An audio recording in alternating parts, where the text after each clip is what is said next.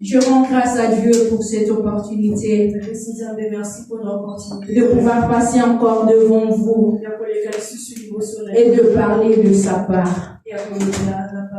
Et je te remercie, toi qui es ici, parce que tu es venu pour prendre ce que Dieu a prévu pour toi aujourd'hui. Crois-moi que tu ne sortiras pas d'ici tel que tu es venu.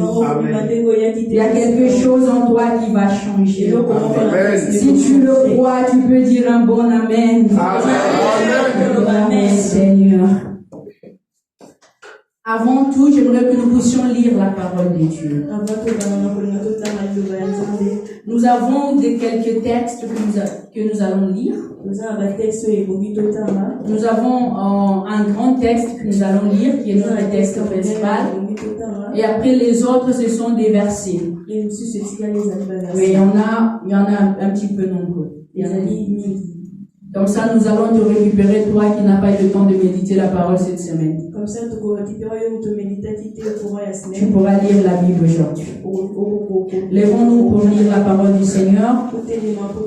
Nous allons lire dans le livre de Genèse, chapitre 18, versets 1 à 14. Et une autre personne peut préparer déjà Psaume 90 ou 90. Verset 12. Et après, je continuerai à donner les autres versets aussi, que nous allons tout lire et après nous allons nous asseoir. Genèse chapitre 18, verset 1 à 14. J'ai lu au nom du Seigneur. L'Éternel lui apparut parmi les chênes de Mamré, comme il était assis à l'entrée de sa tente pendant la chaleur du jour. Il leva les yeux et regarda. Et voici 3 hommes étaient debout près de lui. Quand il les vit, il courut au-devant d'eux, depuis l'entrée de sa tente, et se prosterna en terre. Et il dit, Seigneur, si j'ai trouvé grâce à tes yeux, ne passe point, je te prie, loin de ton serviteur. Permettez qu'on apporte un peu d'eau pour vous laver les pieds, et reposez-vous sous cet arbre. J'irai prendre un morceau de pain pour fortifier votre cœur, après quoi vous continuerez votre route. Car c'est pour cela que vous passez près de votre serviteur. Ils répondirent, fais comme tu l'as dit. Abraham alla promptement dans sa tente vers Sarah et lui dit, vite, 3 mesures de fleurs de farine, pétris et fait des gâteaux. Et Abraham courut à son troupeau, prit un veau tendre et bon, et le donna à un serviteur, qui s'y hâta de la prêter. Il prit encore de la crème et du lait, avec le veau qu'on avait apprêté, et il les mit devant eux. Il se tint lui-même à leur côté sous l'arbre, et ils mangèrent.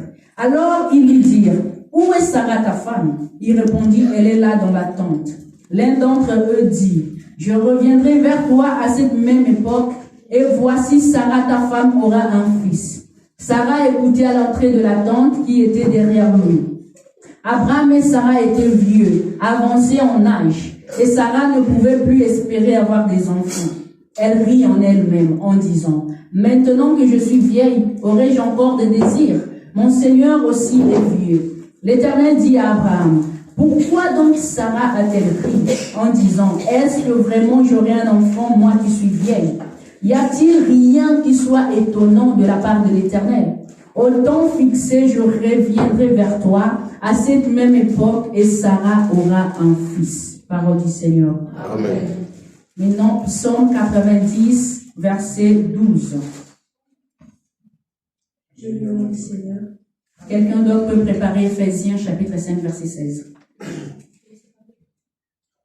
Enseigne-nous à bien compter nos jours, afin que notre cœur parvienne à la sagesse.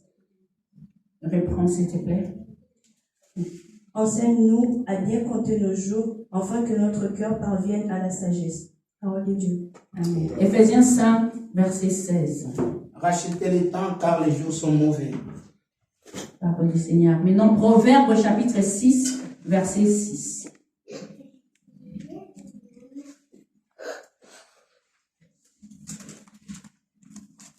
Et si notre personne peut préparer Ecclésiaste chapitre 3, verset 1 à 2.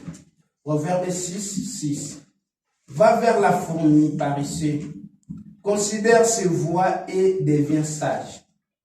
Va vers la fourmi paresseuse, considère ses voies et devient sage. Ecclésiaste 3, 1 à 2, dernière.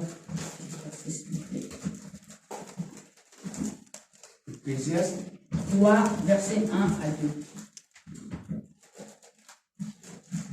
Il y a un temps pour tout, un temps pour toutes choses, sous le ciel. Un temps pour naître et un temps pour mourir. Un temps pour planter et un temps pour arracher ce qui a été planté. Parole du Seigneur, nous pouvons nous asseoir.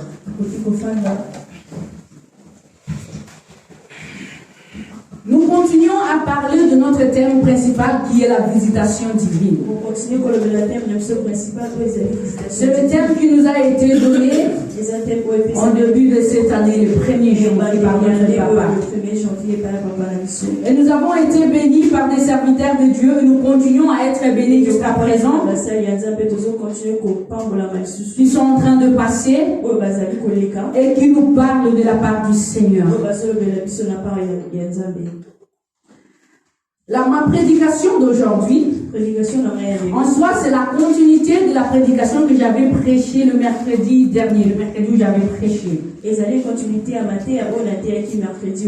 Ceux qui sont en train de venir dans les mercredis Mahombi vont se retrouver.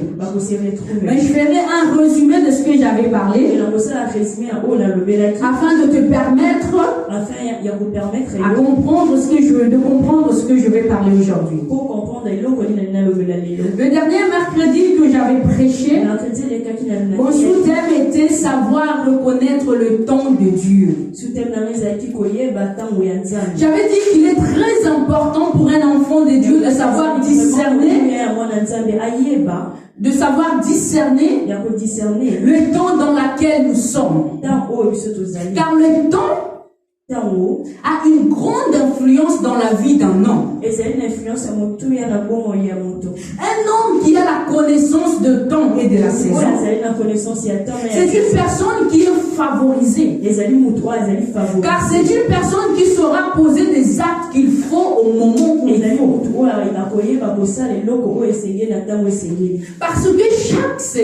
Parce que chaque saison vient avec des exigences.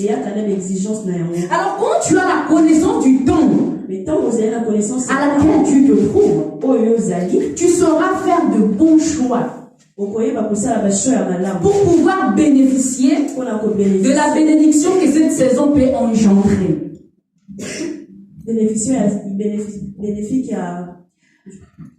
Quand tu sais le temps à laquelle tu es, tu sauras faire le choix qu'il faut au moment où il faut pour pouvoir bénéficier de la bénédiction que cette saison peut engendrer. Je suis en train d'aller un peu vite, Parce que j'ai envie de rentrer dans ma prédication, je ne vais pas m'attarder là-dessus sur le résumé. Je suis juste en train de faire le résumé pour pouvoir vous éclairer, pour que vous ne soyez pas perdus par rapport à ce que je vais faire. Nous avons vu qu'Israël n'avait pas su reconnaître le temps où Dieu l'avait visité. Israël n'avait pas reçu Jésus. Israël n'avait pas cru en Jésus. Parce que justement, il leur manquait ce discernement du temps qu'ils vivaient. La Bible nous dit dans Jean chapitre 1, verset 11 à 12. Jean chapitre 1, verset 11 à 12. Jean 1, 11 à 12. Si vous lisez dans ces versets, quelque part, la Bible nous dit elle est venue chez les siens. Et les siens ne l'ont pas reconnu. Mais à tous ceux qui l'ont reconnu, à tous ceux qui croient à son nom, à tous ceux qui l'ont reçu, il leur a donné le pouvoir de devenir enfants de Dieu. Alors qu'Israël ne pouvait discerner les temps de la visitation divine, pendant qu'Israël essayait de prouver Jésus, les pharisiens et les sadducéens essayaient de prouver Jésus, Dieu, dans sa magnificence, a toujours un réserve. Dieu a toujours une réserve. Dieu se réserve toujours des personnes. Il y a toujours des personnes qui savent discerner les temps. Il y a toujours des personnes qui savent saisir l'agenda de Dieu. Israël n'a pas reconnu la grâce. Israël n'a pas reconnu le temps de la visitation. Mais la Bible nous parle d'un homme appelé Siméon. Siméon était un homme pieux et juste. C'est un homme qui attendait la consolation d'Israël. Dieu l'avait averti par le Saint-Esprit. Dieu l'avait promis qu'il ne verrait pas la mort avant d'avoir vu Christ. C'est ce que nous chantons dans les chansons. Siméon, c'était un homme qui avait une promesse. Dieu l'avait prévenu qu'il n'allait pas mourir avant de voir Christ. Et comme c'était un homme qui était averti par le Saint-Esprit, c'était un homme qui se laissait conduire aussi par le Saint-Esprit. C'est le Saint-Esprit qui le conduisait. La Bible nous dit que le Saint-Esprit l'a conduit au temple. Le jour où Marie et Joseph sont allés présenter le bébé Jésus, le Saint-Esprit a conduit Siméon au temple. Et comme c'était une personne qui était conduite par le Saint-Esprit, comme c'était une personne qui avait une relation avec le Saint-Esprit, il a tout de suite reconnu le Christ en Jésus. Il a vu le bébé, et lui, il n'avait pas vu le bébé. Quand on lui a donné le bébé, lui, il a vu le Christ. Il a vu le salut. Il a dit, alors maintenant je peux mourir en paix parce que j'ai vu le salut de mes yeux. Alors que les autres voyaient un bébé, Siméon voyait le salut. Siméon voyait le Christ. Parce que c'était une personne qui était connectée au Saint-Esprit. Il a su reconnaître le temps de la visitation. Et il n'y avait pas que Siméon. Après, nous parle aussi d'Anne, la prophétesse. Anne était une prophétesse qui vivait dans les temples depuis qu'elle est devenue veuve. Cette femme, la Bible nous dit qu'elle servait le Seigneur dans les jeûnes et prières. Elle aussi. Elle a tout de suite reconnu le Christ. Tous les deux, ils ont su reconnaître connaître le Messie. Parce qu'ils étaient en éveil spirituel. Seulement des personnes qui sont éveillées spirituellement savent discerner le temps à laquelle nous sommes. Seulement des personnes qui sont connectées au Saint-Esprit arrivent à comprendre que quand l'homme de Dieu dit que c'est le temps de la visitation divine, c'est réellement un temps de la visitation divine. Parce que eux, ils n'ont pas simplement entendu l'homme de Dieu parler, mais eux, ils ont écouté le Saint-Esprit qui a parlé en lui.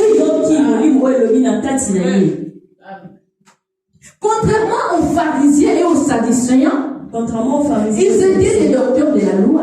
C'était des personnes qui étudiaient la parole. Mais ils n'ont pas su reconnaître la visitation. Ils n'ont pas su reconnaître le temps de la visitation. Vous savez pourquoi? Parce qu'ils avaient une connaissance de temps superficielle. Spirituellement, ces gens n'étaient pas connectés à l'esprit. Il ne suffit pas de connaître la parole. Vous savez, quand nous méditons la Bible, ce qui est écrit, on appelle ça les logos. Logos, c'est la parole écrite. C'est ce que nous allons lire ici. Il y a un temps pour tout. Il y a un temps pour toutes choses. Mais il y a une autre parole qu'on appelle le rhéma. Le rhéma, c'est ce que le Saint-Esprit révèle. C'est lorsque quand tu médites ta parole, le Saint-Esprit commence à t'expliquer ce qui réellement est écrit. Alléluia. Amen. Mon sous-terme de cet après-midi. Mon sous-terme de cet après-midi, c'est, pour ceux qui sont en train d'écrire, Kairos, le temps de Dieu. Kairos, le temps de Dieu. Mais avant de parler de Kairos en profondeur, avant d'expliquer qu'est-ce que c'est Kairos, j'aimerais parler du temps d'abord lui-même. Qu'est-ce que c'est le temps? Les temps, c'est quoi? Quand on pose la question, c'est quoi les temps? Le temps est un véhicule qui nous conduit vers notre destinée. Les temps, je réponds, est un véhicule qui nous conduit vers notre destinée. C'est le temps qui nous a transportés pour pouvoir être là aujourd'hui.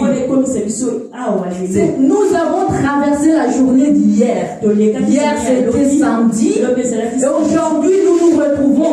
C'est en ce jour qui est dimanche. C'est le temps qui nous a transportés de samedi à dimanche. Vous savez comment? En regardant la montre. Hier, quand il était 15 heures, tout le monde pourrait dire qu'on est samedi. Mais à 1h du matin, tu ne dirais plus que c'est samedi. C'est là où tu vas commencer à dire qu'on est dimanche. Tu n'es pas passé par toi-même, hein? Mais c'est le temps qui t'a transporté. C'est le temps qui t'a indiqué que tu as changé de journée. Donc le temps, c'est aussi le véhicule, qui c'est le véhicule qui t'amène, qui te transporte vers ta destinée. Mais sachez-les bien, que le temps est temporaire. Ce que tu fais de ton temps, c'est ce que tu fais de ta vie. Plusieurs fois, nous oublions que le temps est limité. Nous oublions que nous avons un temps limité. Que chaque seconde compte. Nous vivons sans discipline. Nous vivons surtout dans la procrastination. La procrastination, c'est le fait de remettre à demain ce que tu peux faire aujourd'hui. Comme si nous avions le contrôle du temps. Alors que nous n'en avons pas. Et pourtant, la Bible nous dit que Dieu est le maître. C'est Dieu le maître du temps et des circonstances. Il n'y a que Dieu qui peut contrôler le temps. Alors, Il nous a donné la gérance du temps. Dieu est le maître du temps. Nous ne sommes pas maîtres de notre temps. Mais Dieu nous a donné la gérance du temps. Dieu nous a donné la responsabilité. Et crois-moi, bien-aimé, nous allons rendre compte de tout ce que nous faisons de notre temps ici sur terre. La façon dont tu gères ton temps, tu vas en rendre compte à Dieu. Dieu te donne la responsabilité de ton temps, mais sache-le que tu vas rendre compte de ce que tu fais de ton temps ici sur terre. Dieu va capitaliser notre récompense sur le temps que nous consacrons. Alléluia. Est-ce que vous me comprenez? Je suis allée d'aller avec je vais un peu vite. Je suis vite, hein? Je disais que le temps que nous avons ici sur terre est limité. C'est très limité. Donc chaque seconde, ce que tu fais de ton temps, ce que tu fais de tes minutes sur terre est compté. Des fois nous vivons comme si nous croyons, comme si on avait beaucoup de temps. Nous croyons que nous avons 48 heures dans la journée, alors que nous n'avons que 24. Surtout quand nous remettons à demain des choses qu'on peut faire aujourd'hui. Fais-les aujourd'hui dans sa calme. Fais-le aujourd'hui, je vais faire ça. Non, ça, je le temps, je vais Est-ce que tu peux maîtriser une seconde de ta vie? Est-ce qu'on peut maîtriser cette Est-ce que tu as la capacité de me dire ce qui va t'arriver dans une heure? Est-ce que tu as la capacité de savoir ce qui va se passer dans 30 secondes là? On ne maîtrise pas les temps. Personne n'a le maîtrise du temps. Seul Dieu a la maîtrise du temps. Parce que c'est lui le maître du temps. Le temps se présente sous deux formes. Nous avons deux formes de temps. La première forme, on appelle ça le temps chrono. Le temps chrono, c'est le temps que nous subissons tous. C'est pour ça que nous avons des chronomètres. Nous connaissons le temps chrono, c'est le temps qui régule notre vie au quotidien. Le temps chrono, c'est un temps qui est segmenté. Divisé dans des phases. Dans le temps chrono, nous avons le passé, nous avons le présent et nous avons le futur. Ça fait partie du temps chrono. Et le temps chrono est mesuré par les secondes, les minutes et les heures. Ça, c'est le temps chrono.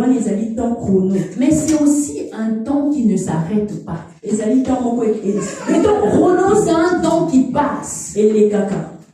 C'est un temps qui passe et ne revient jamais en arrière. Vous allez voir que les aiguilles d'une montre ne tournent que dans un sens. Ils ne font jamais ça. Ils tournent que dans un sens. Pour nous montrer que le temps ne revient pas en arrière. Le temps chrono ne revient pas en arrière. C'est pour cela que nous devons savoir discerner, bien-aimés. Nous devons avoir le discernement pour pouvoir utiliser de façon optimale notre temps. Vous savez pourquoi? Afin de ne pas être surpris et de ne pas regretter plus tard, de ne pas avoir fait des choses qu'il fallait faire au temps convenable. Il y a des personnes qui prennent à la légère les temps chrono. Les temps passent. Les temps passent. Dans les cas. Et tu ne fais rien de ta vie. Crois-moi que tu es en train de perdre du temps. La Bible dit dans Ecclésiaste qu'il y a un temps pour tout. Ce passage, ça devrait nous faire prendre la conscience. Devrait nous faire prendre conscience de l'importance du temps. Que nous devons agir avec sagesse pour ne pas gaspiller notre vie. Car chaque saison a son temps. Et lorsqu'une saison passe, crois-moi bien-aimé, elle ne revient jamais en arrière. Quand une saison passe et que tu n'as pas fait ce que tu devrais faire cette saison-là,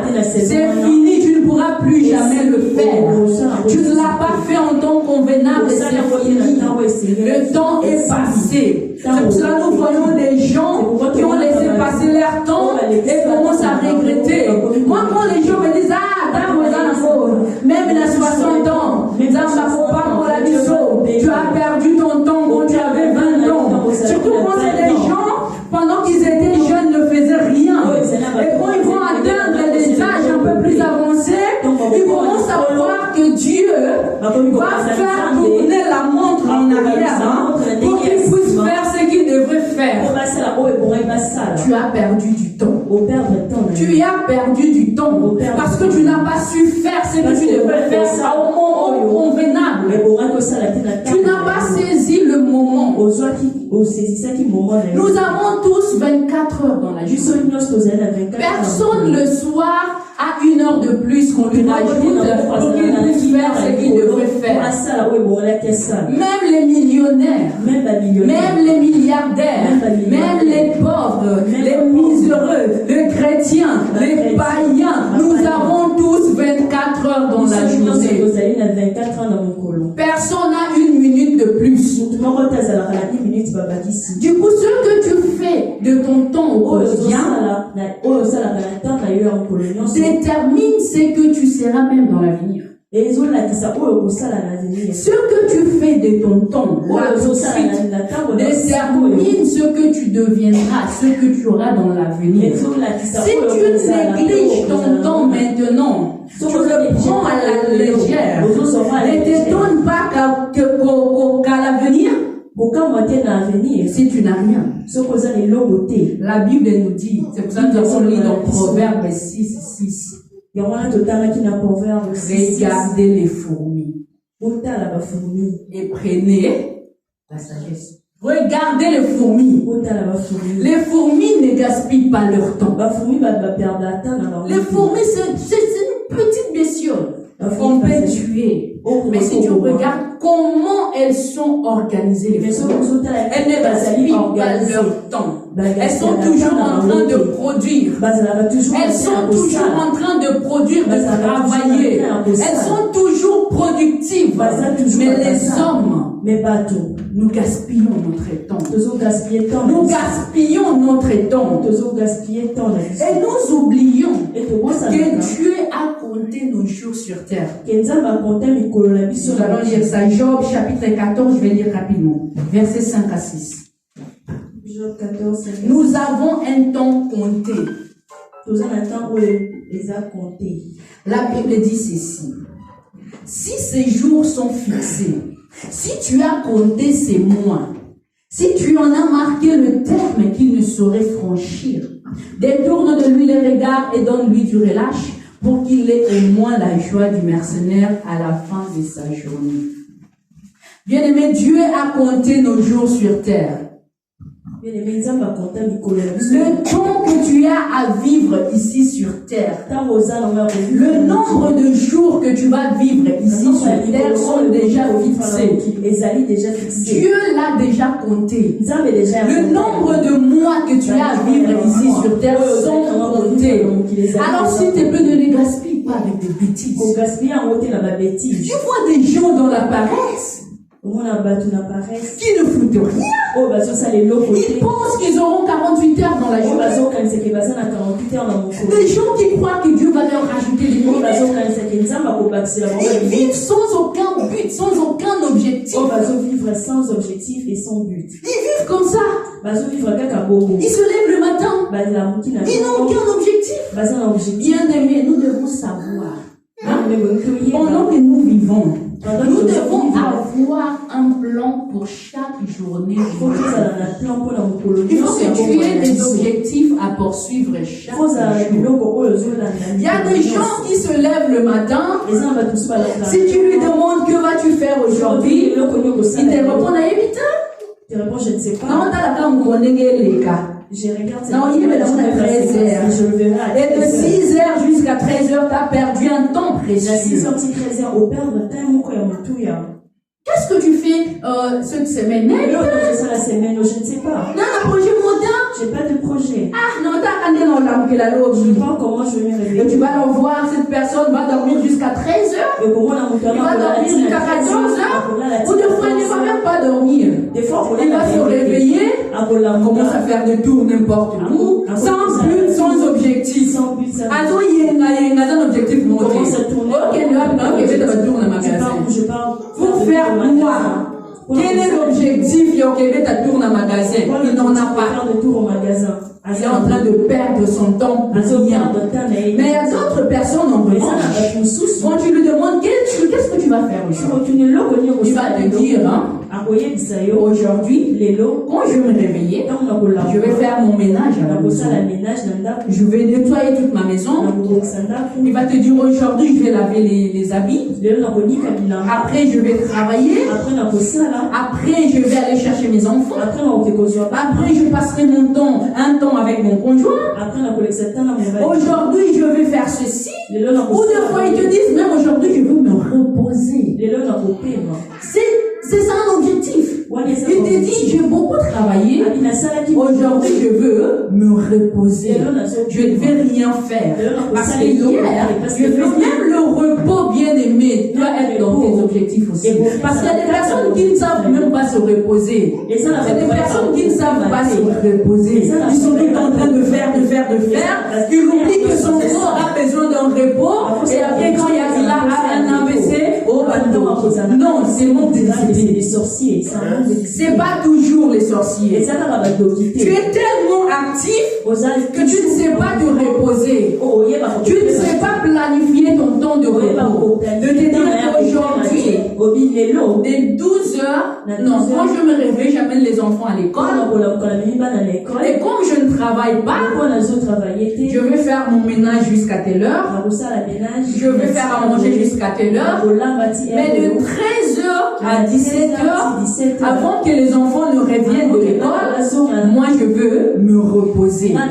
Mais des personnes qui n'ont pas des objectifs, quand ils disent aujourd'hui je vais rien faire, au lieu de reposer son corps, il est là devant les séries, dans la bataille après. Belle fille. L'autre c'est qui? Si là. Et puis je ne sais qui. Tu n'as même pas le temps de reposer Moutou Nayo. Tu n'as pas le temps de reposer. Il y a des moments où même Moutou a besoin de repos. Tu es tu n'es pas obligé de dormir. Mais tu te reposes. Mais tu vas voir encore, il y a des personnes, même pendant ce temps où ils devraient se reposer, ils ne savent pas se reposer. Les enfants disent, on va calmer ici. Ils commencent à penser. Et à la suite, Tanché m'a dit. Mais toi, tu étais censé te reposer. Tanché m'a dit, tu ne sais pas te reposer. Bien aimé, sache-le. Il faut que tu aies un objectif pour chaque journée de ta vie. Il faut que tu aies quelque chose qui t'attire et qui te maintient en mouvement. Se réveiller et ne rien savoir faire, c'est très dangereux.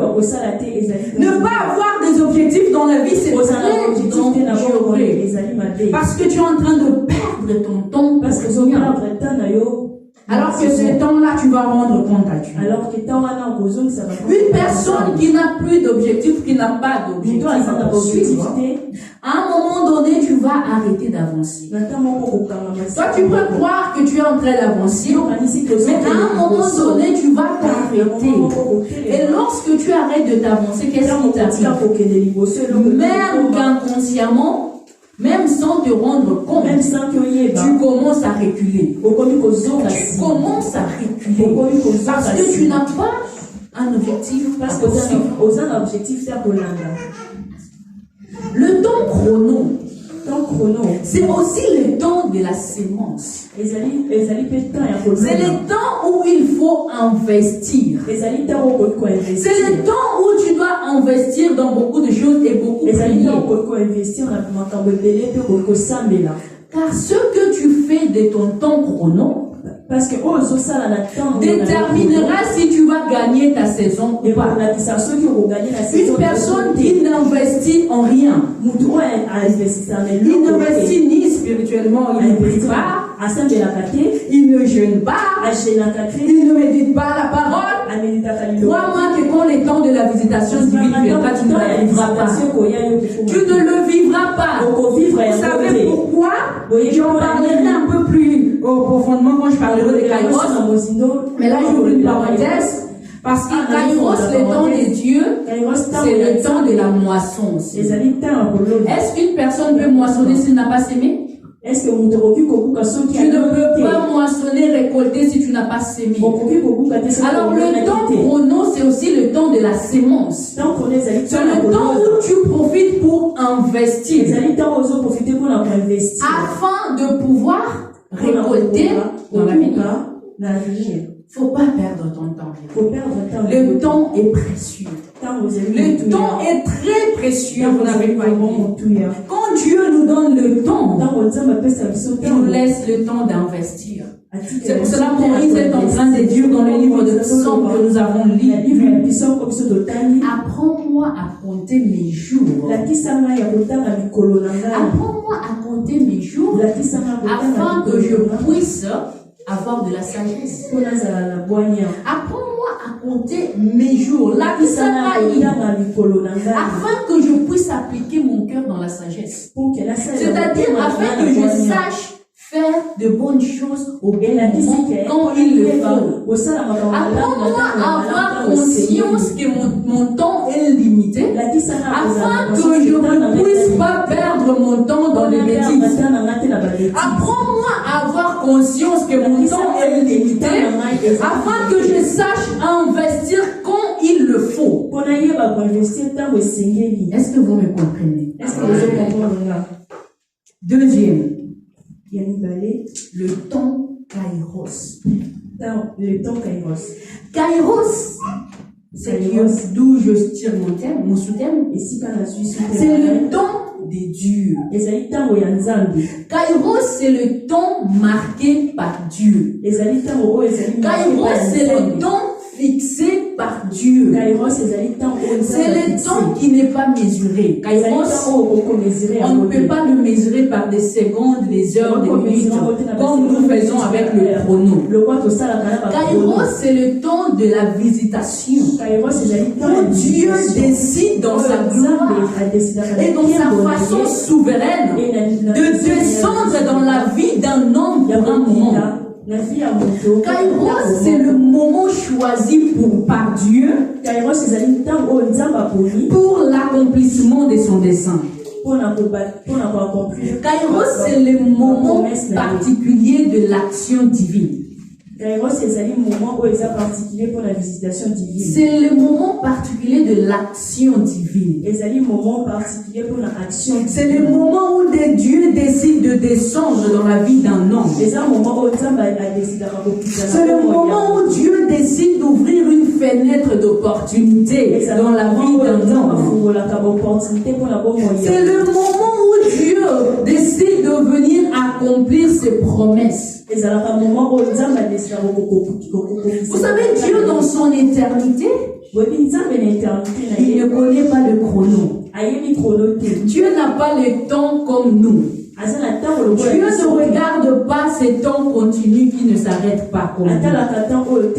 Et Dieu ne dépend pas non plus de ce temps continu comme nous. Kairos, c'est le temps de Dieu. C'est le moment où Dieu vient intervenir. C'est pour cela que tu vas voir dans le livre de Psaume chapitre 90. Dans le verset 4, Moïse est en train de dire, 1000 ans sont en tes yeux comme la journée d'hier. Ce qui est 1000 ans pour nous, pour Dieu, c'est comme une seule journée. Vous savez pourquoi? Parce qu'il avait compris que Dieu n'agit pas dans le chrono. Dieu agit selon son kairos. Dieu agit en son temps. C'est pour cela que vous allez voir dans la Bible ces femmes qui ont enfanté dans leur vieillesse, selon le chrono, selon le temps humain, notre temps à nous, nous pouvons dire que leur temps était était déjà passé. Que biologiquement, ces femmes ne pouvaient plus tomber enceintes. Mais puisque Dieu n'agit pas selon le chrono, mais Dieu agit dans Kairos, ces femmes ont pu enfanter dans leur vieillesse. Dieu a pu confondre parce que Dieu n'est pas dans chrono. Dieu est dans Kairos. Dis Kairos, le temps de Dieu. Kairos, le temps de Dieu. Ne désespère pas en disant que mon temps est passé. Oh, Dieu n'agit pas. Dieu ne dépend pas de l'horloge humaine. Dieu ne dépend pas de ce temps continu. Dieu dépend de son temps à lui qui est Kairos. Au temps fixé par Dieu, tu verras la gloire de Dieu dans ta vie. Au temps fixé par Dieu, tu seras tellement étonné au point où tu pourras dire mais comment toutes les bénédictions y étaient là mon corps? Parce que c'est le temps de Dieu, c'est le temps où il a décidé d'agir, c'est le temps où il a décidé d'ouvrir la fenêtre, c'est le temps où Dieu décide de descendre dans ta vie, c'est le temps où Dieu veut que tu puisses chanter un chant nouveau. Ça c'est Kairos, le temps de Dieu, le temps où tu pourras chanter à l'Olagassoni. Vous savez pourquoi les gens chantent à l'Olagassoni? Parce que dans notre temps chrono, nous voyons que tel est Kimingi, alors que ce n'était pas encore le temps de Dieu, alors que ce n'était pas encore le temps de Dieu. Quand le temps de Dieu est arrivé, Dieu a ouvert toutes les portes directement, à tel point que vous avez dit Yemba Yemba. Il ne sait plus quoi faire, il commence à chanter. Parce que Dieu a agi en son temps. C'est pour cela ne désespère pas, bien-aimé. Ne désespère pas, bien-aimé. Sois dans l'attente. Le temps de Dieu, le temps fixé par Dieu arrivera. Alléluia. Amen. Maintenant, il faut avoir une sensibilité pour faire en sorte que le temps de la visitation divine puisse enfanter ce qu'il doit enfanter. Il faut que tu aies une sensibilité spirituelle aiguë pour pouvoir faire en sorte que Kairos enfante tout ce que Dieu a dit sur toi. Vous savez, si tu n'as pas le discernement de temps, tu ne pourras pas saisir l'opportunité qui se présente devant toi. Le temps de la moisson peut être avorté. Le temps de la visitation divine peut te passer devant. Si tu n'es pas sensible, le temps de la visitation peut te passer. Nous avons vu ça avec les pharisiens. Les pharisiens et les sadducéens n'ont pas su discerner le temps de la visitation. Ils n'ont pas su voir en Jésus le Messie. Ils n'ont pas su voir en Jésus le Christ. Ils n'ont pas su discerner le temps, le temps où Dieu est venu leur visiter. Et quand, heureusement, comme je l'ai dit, Dieu a toujours une réserve. Des gens qui savent discerner les temps. Même quand Israël ne pouvait pas discerner que le bébé, ce bébé Jésus était le Messie, il y avait Siméon, il y avait Anne, qui ont su tout de suite discerner, parce que c'était des personnes qui étaient éveillées spirituellement. Si tu n'es pas éveillé spirituellement, tu ne pourras pas discerner le temps de la visitation divine dans ta vie. Si tu n'es pas éveillé spirituellement, tu ne pourras pas agir de la façon dont tu dois agir en ce moment-là. Parce que l'attitude que tu as face au temps Kairos, est déterminante pour la bénédiction que tu vas en tirer. Il y a un comportement Il y a une attitude que tu dois avoir en tant que chrétien. Si tu veux que les plans de Dieu, tout ce que Dieu a dit dans ta vie puisse s'accomplir,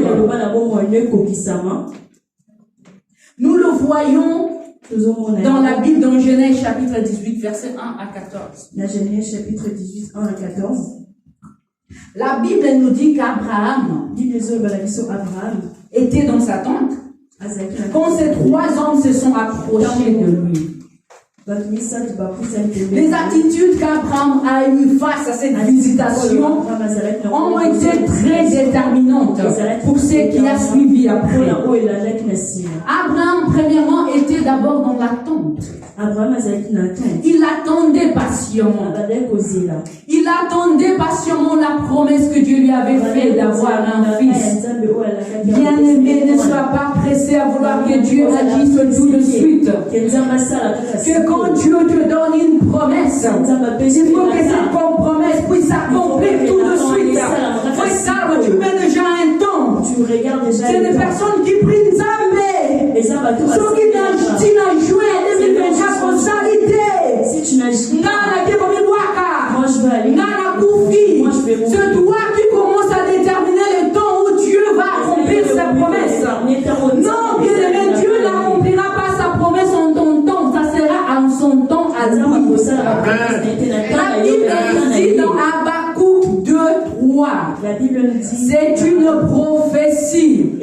prophétie qui a déjà un temps fixé. Lisons-le. Habakkuk chapitre 2 verset 3.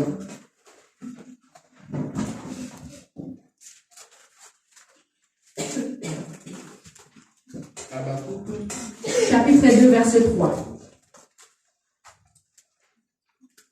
Car c'est une prophétie dont le temps est déjà fixé.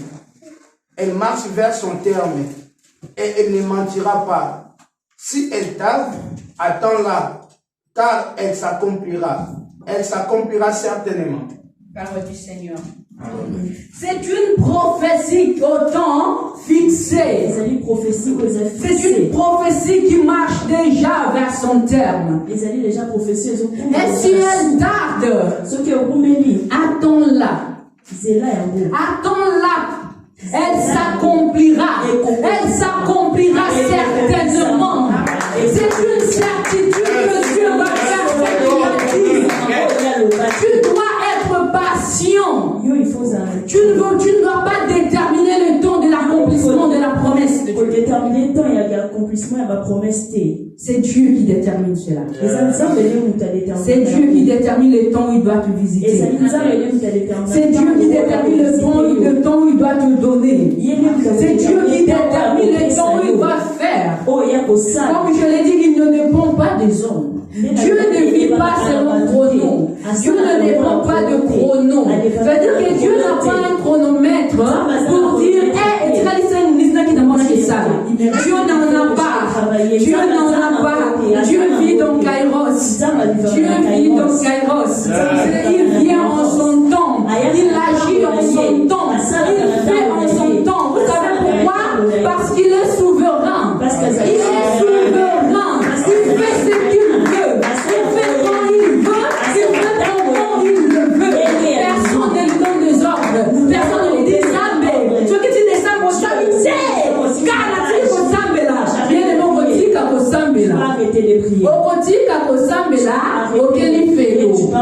Dieu ne va pas agir parce que tu es en train de lui faire des chantages. Que Zambé, sorosalité, là il a la pression. Sorosalité, t'as la barrière qui a déjà. Tu vas aller là-bas et tu finiras en affaires. Dieu ne va pas agir en ton temps. Dieu agira en son temps à lui. Amen. Alléluia. Kairos, le temps de Dieu. Il faut attendre patiemment. Il faut attendre, patienter. Et attendre le temps de Dieu. Et quand on attend le temps de Dieu, on ne reste pas là sans rien faire. On profite du temps chrono et on investit. On investit. On prie, on jeûne, On sert le Seigneur, on médite la Bible, on investit, on sème pour pouvoir récolter plus tard. Parce que quand le temps de la récolte viendra, les personnes qui vont récolter, ce ne sont que ceux-là qui ont sémé.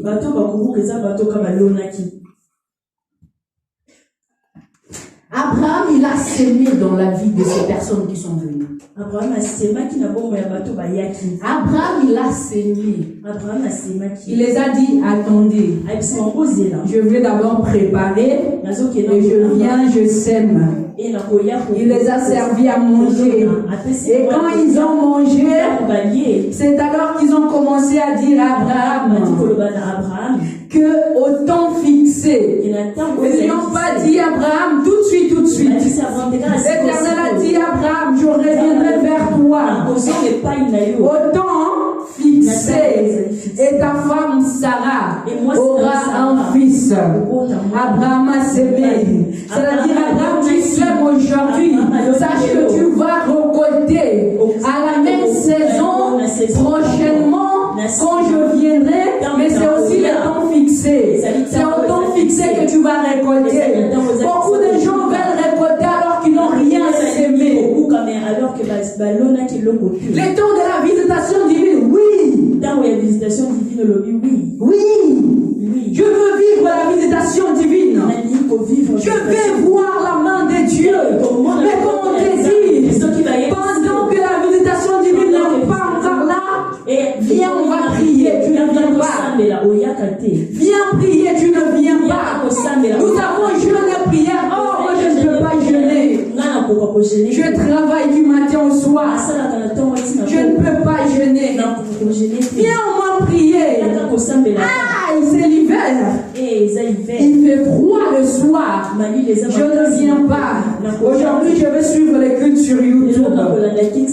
Viens au culte, viens servir le Seigneur. Non, tu donnes des raisons. Je ne viens pas. Il fait froid.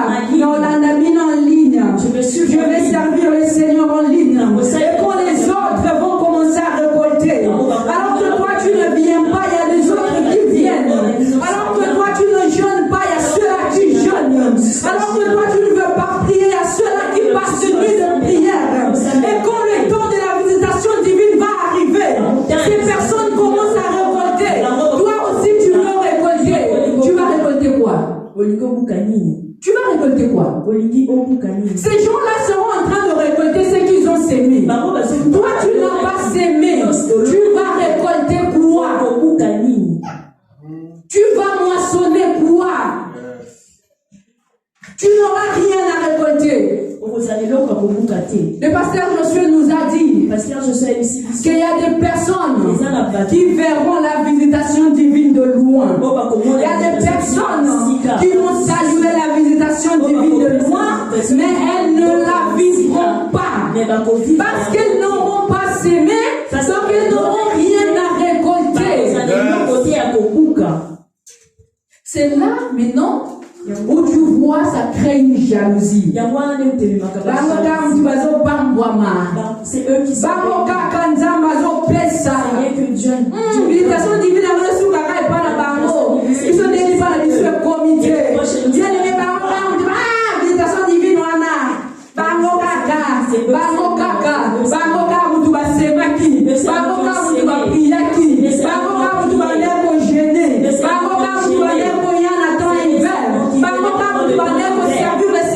et ça peut faire ça par contre va vivre la visitation divine.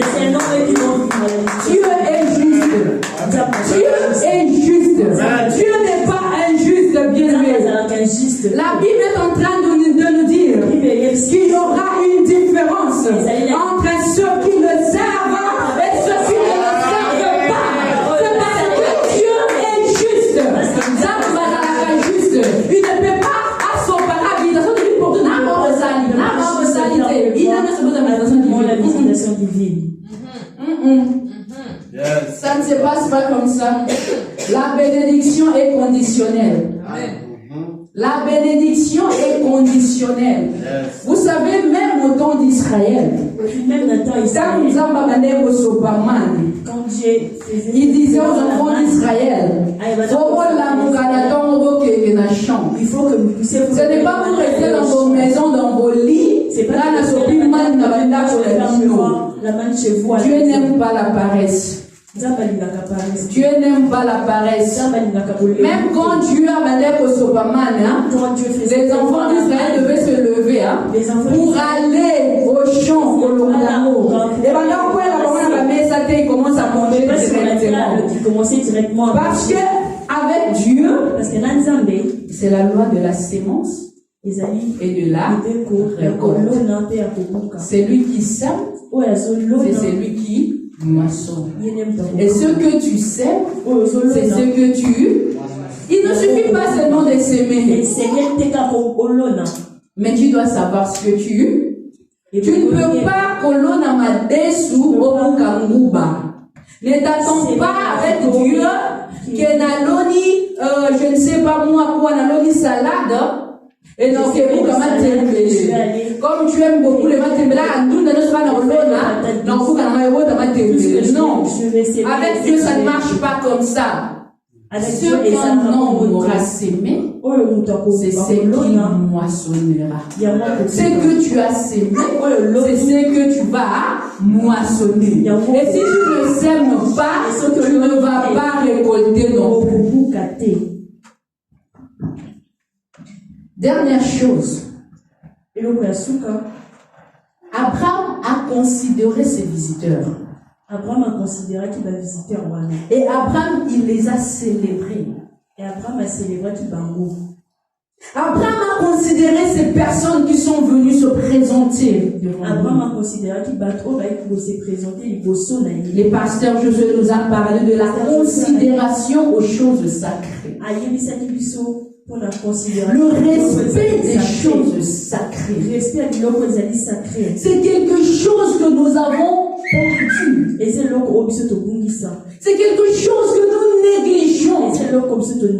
Les respects aux choses sacrées. Le respect aux personnes sacrées. Le respect au roi de Dieu. Sur tout ça, c'est quelque chose que nous avons perdu complètement. C'est quelque chose que l'Église de ces temps a perdu. Le respect aux hommes de Dieu. On se permet de dire n'importe quoi, de faire n'importe quoi sur les hommes de Dieu. On se permet de partager des publications, des bêtises, de dire tout ce qu'on veut à propos des hommes de Dieu. Nous oublions que ce sont des personnes mointes, que ce sont des personnes sacrées. Bien-aimés, et nous attendons la visitation divine. Nous attendons d'être bénis. Alors que nous ne respectons pas les lois. Alors que nous ne respectons pas les choses sacrées. On peut oublier cette visitation divine. On peut oublier cette bénédiction. On priera. Croyez-moi que la visitation divine ne viendra pas. Nous la verrons de loin. Nous allons la saluer de loin comme ça. C'est dommage de voir comment en ces temps, les gens ne respectent plus les hommes de Dieu. Et pire encore, ce ne sont pas des païens, c'est des chrétiens. Les chrétiens qui lisent la Bible, les chrétiens qui prient, les chrétiens qui viennent à l'église, mais qui ne respectent pas les hommes de Dieu. Et encore pire encore, ils viennent auprès de ces mêmes hommes de Dieu, de ces mêmes serviteurs pour qu'ils leur imposent des mains. Bien aimés. C'est la malédiction. Une personne que tu ne respectes pas, un serviteur de Dieu que tu ne respectes pas, et tu viens pour qu'il puisse t'imposer la main. Croyez-moi que lorsqu'il va t'imposer la main, lorsqu'il va prononcer des paroles de bénédiction sur toi, ces paroles-là vont se transformer en malédiction. Dieu est juste. Car il dit ne touchez pas à mes mains, il n'est pas en train de de blaguer. Dieu ne dit pas cela pour les encourager à faire de mal. Croyez-moi que Dieu, il protège d'abord Bananaïe. C'est comme ton enfant. Moi, mon fils Nathanaël, lorsqu'il fait une bêtise, et qu'on vient me le dire, je n'aimerais pas entendre que je n'aimerais pas entendre que quand je vais arriver, je vous frapper. Je ne voudrais pas savoir l'audio sali. La première chose, je le protège. Je le prends mon fils. Je le protège. D'abord qu'on a corrigé après. Mais premièrement, je le protège. Je me bats d'abord avec ces gens qui essaient de tuer mon fils. Je protège mon fils. Et après, moi-même, je veux le corriger avec amour. C'est quelque chose que nous oublions aujourd'hui. On humilie les hommes de Dieu. Et c'est les chrétiens qui humilient les hommes de Dieu. C'est les chrétiens qui humilient les hommes de Dieu. Bien aimé, Dieu voit tout. Des fois, nous croyons que Dieu est aveugle. Nous croyons que Dieu est devenu sourd. Donc, nous disons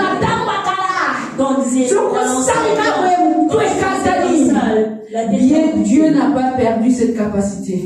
Dieu n'a pas perdu cette puissance. Mais il agit autrement. Parce que nous sommes dans les temps de la grâce. Dieu te fait grâce pour que tu puisses te repentir. Dieu te fait grâce pour que tu puisses arrêter ça. Dieu te fait grâce. Au lieu d'arrêter, toi tu continues. Croyez-moi que le temps fixé de Dieu pour te frapper, Zalipé. Le temps fixé de Dieu pour te frapper. Au temps fixé de Dieu à Kobetayo. Dieu te frappe. C'est pour cela qu'il y a beaucoup de choses. Regardons les choses qui nous arrivent. Regardons tout ce qui nous arrive aujourd'hui, les gens ne comprennent pas. Les gens ne comprennent pas. Les gens sont là à humilier les serviteurs de Dieu. Ils humilient les choses sacrées. Ils sont en train de piétiner des choses sacrées. Vous savez, dans la Bible, il y avait un prophète, un sacrificateur. Un diamant sacrificateur qui s'appelait Élie. C'est pas le prophète Élie qui dit ça comme tout. C'est le sacrificateur Élie. Non, c'est pas lui. Le sacrificateur Élie dont je parle, c'est celui qui avait dit à Anne, moi c'est jusqu'à quand au Milamasanga, au Lango. C'est pas la même personne. Ce sacrificateur avait 2 enfants. Il n'a pas su éduquer ses enfants. Ses enfants ont commencé à faire n'importe quoi dans les temples. Ils ont commencé à banaliser des choses sacrées. Ils ont commencé à toucher à des choses qu'ils ne devaient pas faire n'importe quoi dans les temples. C'était les enfants d'un sacrificateur. Vous savez ce que Dieu a fait? Dieu les a tués. Dieu les a tués. Et avant Ndiamba Bomabango, il avait prévenu. Il avait prévenu. Alors, il a dit au prophète Samuel, à l'époque c'était encore un enfant. C'était la première prophétie au Samuel à Zoua. C'était la première prophétie que Samuel a reçue. La maison du Dieu les a tués. Dieu les a tués. Dieu les a tués. Mais avant de tuer, il avait prévu. C'est ce que Dieu a fait en ces temps ici. Il te laisse le temps pour que tu te repentir. Il te laisse le temps pour que tu changes. Mais toi tu continues. Toi tu crois que Nzamba est sourd. Tu fais des réunions. Tu partages des choses. Même sur Internet, bien aimé. Même sur Internet. Faites attention à ce que vous partagez. Malédiction gratuite. Ne cherche pas à avoir de malédiction. Une personne qui invente un truc, même si c'est vrai, il va faire quelque chose contre les hommes de Dieu, il va le partager, et il dit partager. Donc si tu le vois, en tout cas, tu le partages. Aux autres, malédiction gratuite. Il y a les gamins, il y a les militaires. Il y a les gamins, il y a les moutons à ma coloté. Et si tu as juste entendu et tu commences à partager, tu es en train de t'attirer la malédiction gratuite. Crois-moi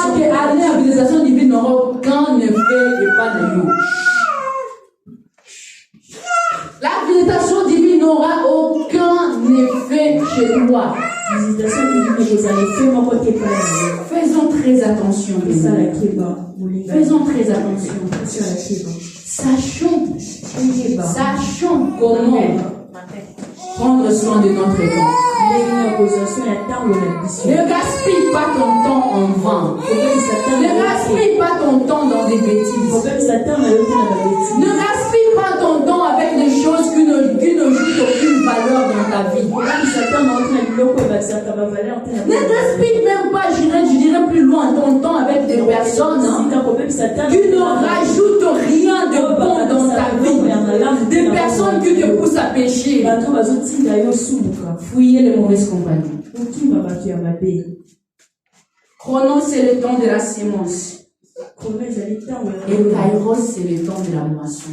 Et chaque personne moissonnera ce qu'il aura semé. Que Dieu nous bénisse.